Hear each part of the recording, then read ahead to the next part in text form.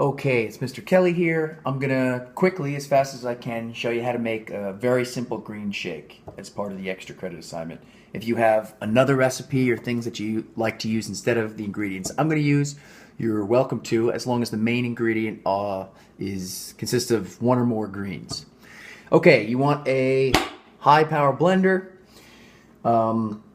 If you don't have a high power blender, then you want to blend in many different phases, maybe 3 or 4 different phases, and it might be a less smooth or silky texture to the green shake. All right.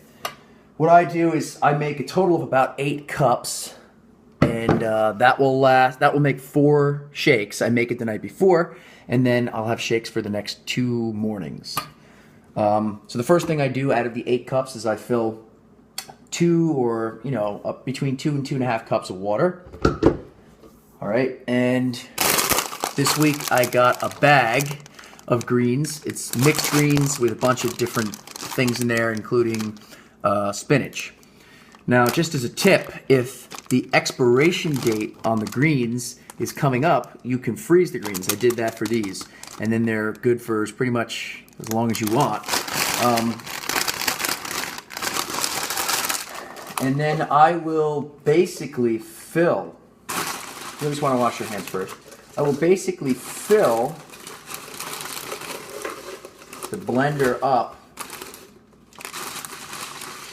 with greens, pack them in there, because these are going to blend and become mixed in with the water, and it'll actually be a lot less greens in a second here. And then you want to blend, at least this is the first phase I do with a high power blender. Actually, I'm also going to add into this 8 cup total, I'm going to add 1/4 of a lemon. You don't have to add the lemon, you can add less or more lemon if you like to.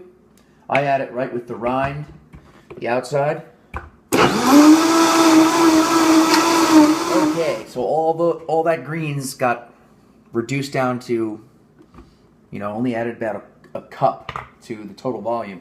You can use a lot of different greens, spinach, kale, collard greens, shards, all sorts of stuff. I would recommend, if you don't have a really good blender, just to use spinach. It's probably the softest texture, and it has all sorts of great nutrients in it. Okay, next I'm going to add 2 bananas. I pre-peeled them to make the video shorter for you to watch. I'm going to add an avocado. So I just cut it in half. I take the middle part out, and then I scoop the rest in with a spoon. It's a little underripe, so it's hard to scoop out.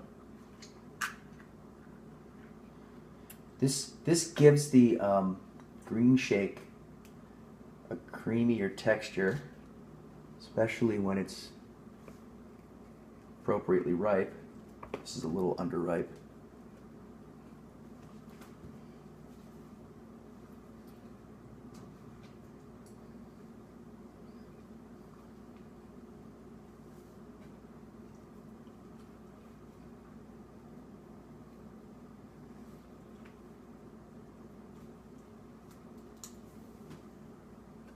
I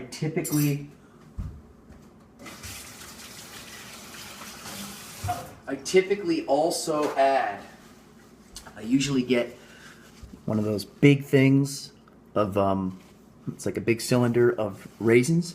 I typically add a good couple big handfuls. It makes it a lot sweeter. They also contain a lot of antioxidants. I forgot raisins this week, and it's taught me that raisins are very important in the taste, because it's very bland this week without the raisins. So I would highly recommend raisins. That being said, I also add blueberries, which I'm going to add to this mix. I get the frozen ones. The fresh ones are great, but they don't last long, and they're very expensive. So the frozen ones last a long time. You can get big bags of frozen ones. And I add a good bunch there. Because I didn't get Raisins, I'm going to add a little bit of honey, just to sweeten it up a little bit. But if you like strawberries, if you like some yogurt, if you like, I don't know, a little bit of milk or something, if you like another type of berry, they all work as well. Okay, so I'm going to actually top this off with a little more water. I usually add OJ to it, but just to shorten the video up, I'm going to add a little water on top. I'm going to blend it for another few minutes, and it should be ready. I divide it into 4 jars. I put it in the fridge.